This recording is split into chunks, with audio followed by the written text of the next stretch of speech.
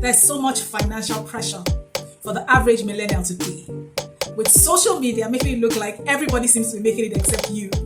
And you might even feel stuck. And that might lead you to try to keep up with the Joneses. The truth is that financial literacy was not taught in school. We didn't come with a manual of managing money. If you were lucky to be in a home where your parents taught you how to manage money, you're one of the very few. Most of us had to figure it out along the way. And in trying to figure it out, we make mistakes. And that's why today I'm going to be sharing 5 mistakes stopping millennials from building wealth and how to fix them.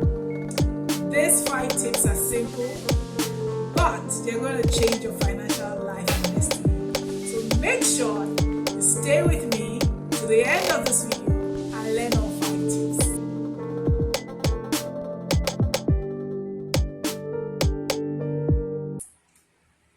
Hey friends, welcome to my channel. Once again, my name is Tale Alimi. If this is your first time stopping by, welcome.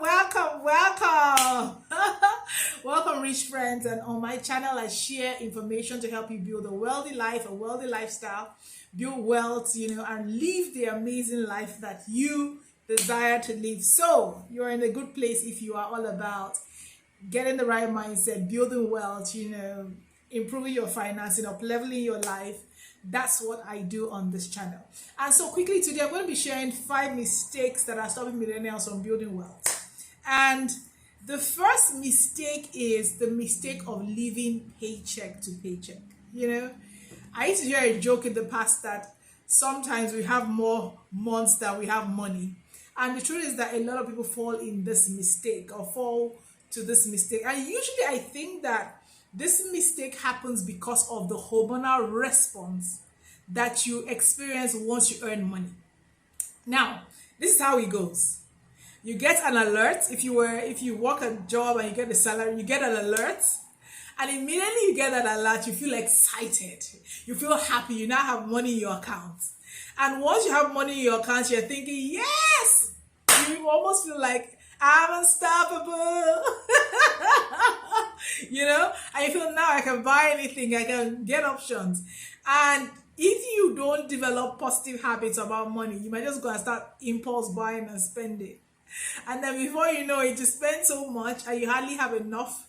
And you have more months than money, and you keep living paycheck to paycheck. Okay? And to be honest, even if you have discipline, how about the rising cost of living? I mean, if you live in an African country, you know that all over the world, the cost of things are now really expensive. And so even if you thought, okay, I have a budget, and you might go to the store and the price of something has just gone up by 10%, 20%, 40%, and that might not be in your budget, and you really want to get that thing, and you find out that you keep living paycheck to paycheck. Now, so how do you fix this? The first thing you need to do is create a budget, as simple as it sounds. Now, there are multiple apps that you can use today to help you create a simple budget to track your expenses. Now, another thing that I personally do, especially with the rising cost of living, is after I create my budget, I try to adjust accordingly and track my spending and my income based on what the prices of goods are. Because sometimes you go to the supermarket or you go to buy things and you find out that, oh my God, something I bought for $10 is now $15, for example. And you're like, what do I do? I already created a budget. So what I usually do when I create a budget is that I have a line item on my budget called miscellaneous. With my miscellaneous, I put small money aside that helps me to balance out my budget just in case I have like price increase in some areas or maybe price savings in some areas. And it happens like that. Sometimes I create my budgets and I find out that, in some areas the prices are higher than I thought, in some areas prices are lower than I thought, and it balances up that way.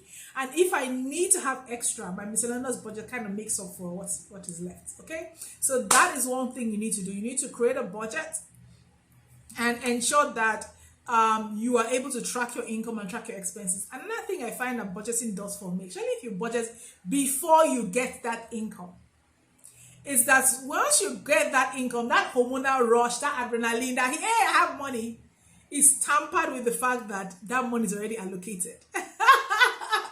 So because you already have a budget, even if you're excited, yes, that's the alert, you see your alert and you're feeling excited, you already know that, oh, you already allocated it. So it kind of curbs your spending ability and helps you to stop living paycheck to paycheck. The second challenge or mistakes that millennials make with their money is debt. Now there are so many ways to get loans for easily, like so many loan apps, so many ways that, I mean, if you're in developed countries with credit cards, just get a quick credit card and put everything on your card and everything.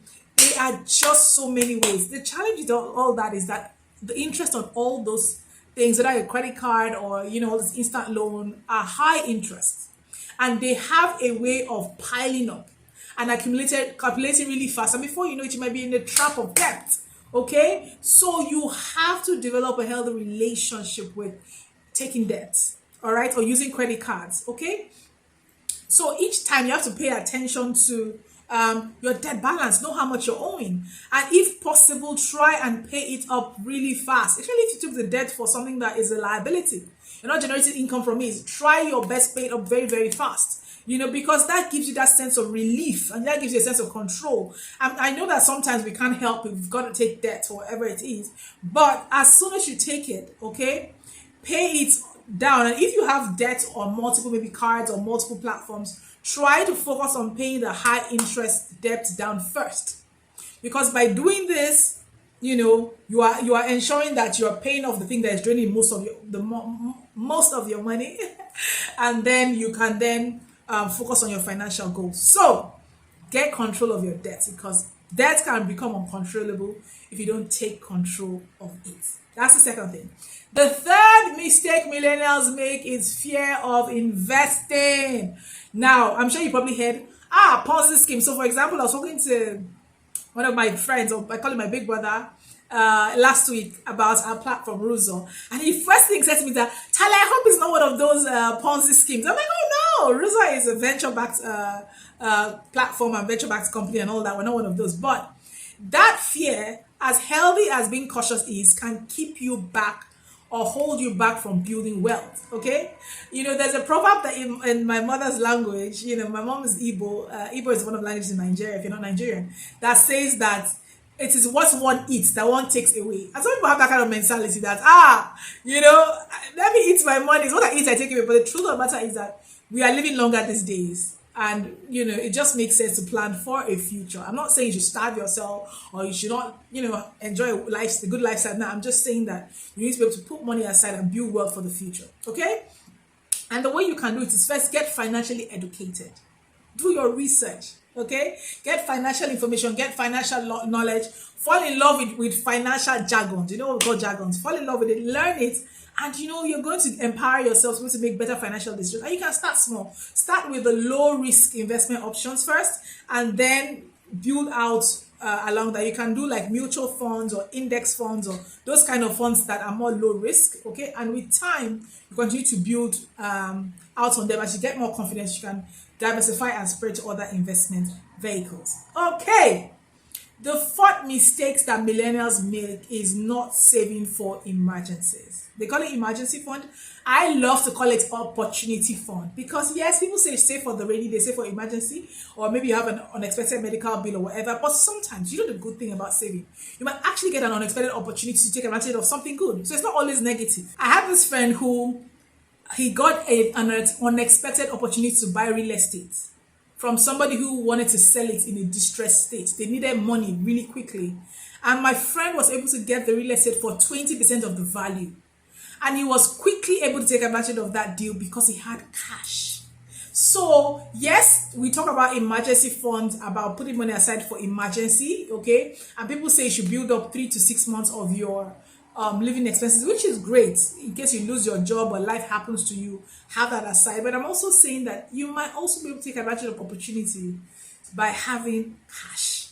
Okay, so not saving or putting aside money for your emergencies is another mistake, or opportunities, like I like to say, is another mistake that millennials are making. Now, number 5 mistake: keeping up with the Joneses. Everybody seems to be balling. There's a song that in Nigeria that used to say, every money I make. That's to enjoy.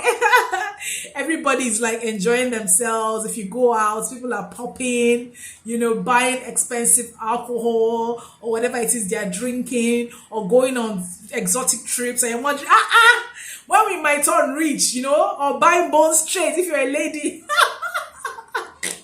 This is my natural hair, by the way. I got a lot of compliments from my natural hair today. Thank you for complimenting me. Let me know what you think about it in the comments. Anyway, people are buying bone straight, doing all this sort of things. And you're like, oh my gosh, I need to live this kind of lifestyle. I need to keep up. But a lot of the times, the real rich people, I was telling my team members the other day, the real rich people are not showing off. Yes, some of them buy private jets and yachts and things like that.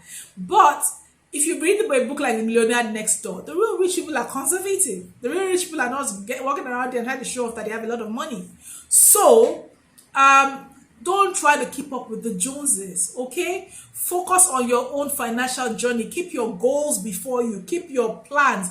Decide what you want to do, where you want to go in your life financially. Let that be your focus. Let that drive you. So, for example, one of the things I've done this year is I said, girl, I must build up my savings to a certain level before I buy new clothes this year. Like, that's my goal.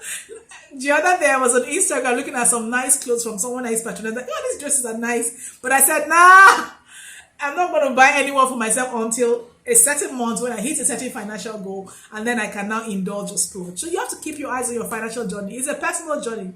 Set realistic goals and celebrate your milestones, okay? Stop chasing unrealistic lifestyle. Keep your eyes on the prize, okay? And let's build wealth together. And remember, financial wellness is a marathon, not a sprint, okay? They have, like Tony Robbins will say, or is it Bill Gates that said it? We overestimate what we'll attain in 1 year and underestimate what we'll attain in 10 years. Set realistic goals, dream big, okay? And keep at it.